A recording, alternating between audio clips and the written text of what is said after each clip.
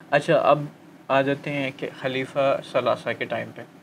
اچھا ایک سب سے زیادہ عجیب بات یہ ہے کہ جتنی تنقیص و تخصیص دونوں خلفاء کی پائی جاتی ہے خلیفہ ثلاثہ ہی نہیں پائی جاتی ہے تشیع میں. ایسا کیوں ہے؟ آپ کو کس نے کہا نہیں پائی جاتی بڑے بھائی؟ کیونکہ جتنا بھی ابھی تک میں نے لٹریچر یا جتنے لوگوں سے بھی مکلم ہوا انہوں نے کبھی نہیں کی اس طرح سے. اس لیے میں انہیں ہزارہ مرتبہ کہہ چکا ہوں کہ متکلم میں نہیں، ہمیں کلام سے قرض ہوتی ہے. اگر ایسا نہ ہوتا میں کبھی کسی شیعہ عالم کی مخالفت نہ کرتا. مسئلہ یہ ہے پیارے بھائی کہ حضرت عثمان کے بارے میں بہت سے گروہ بند گئے تھے جنہوں نے کچھ تو احراق باب سیدہ کا واقعہ اور دیگر معاملات.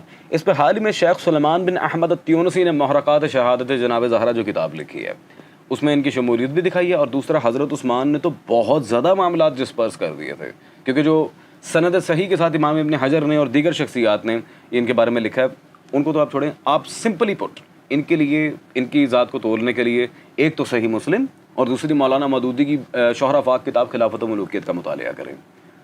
سب سے زیادہ کام خراب ہوا تھا جب انہوں نے سارے کے سارے اپنے کزنز میں کوفہ کی، بصرہ کی، النصرہ کی، مدینہ کی گورنرشپ باندھ دی تھی.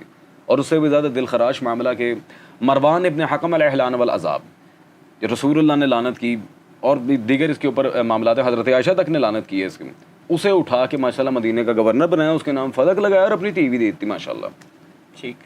مروان ابن حکم. اچھا جو اہل سنت کی کتب ہیں اور بہت ساری ہماری کتب میں یہ آتا ہے کہ مروان ابن حکم کے نام خود جو ہے وہ حضرت عثمان نے فدق نہیں لگایا تھا.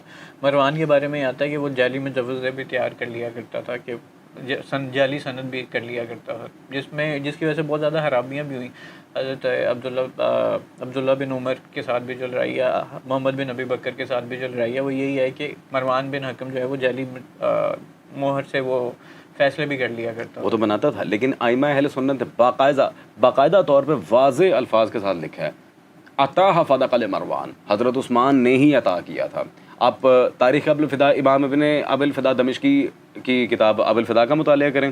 ایضاً آپ المعارف ابن قتیبہ جس کا پہلے حوالہ عرض کر چکا ہوں. ائمہ تاریخ کے علاوہ امام ابن حجر عسقلانی نے اس حقیقت قاہرہ کو باقاعدہ تسلیم کیا ہے کہ حضرت عثمان نے ہی اس کے یہ تصرف میں دیا تھا باغ فتح. اور دوسری جو جائیداد رسول اللہ نے صرف فتح نہیں دیا تھا جناب زہرا کو. امام ابن قتیبہ دنوری واضح آگے لکھتے ہیں کہ دوسری تھی جنگ یہ قصبہ محظور جناب زہرا کو وہ بھی آیا تھا، وہ اس کے بھائی سعید کے نام کر دیا تھا. ٹھیک ہے. اب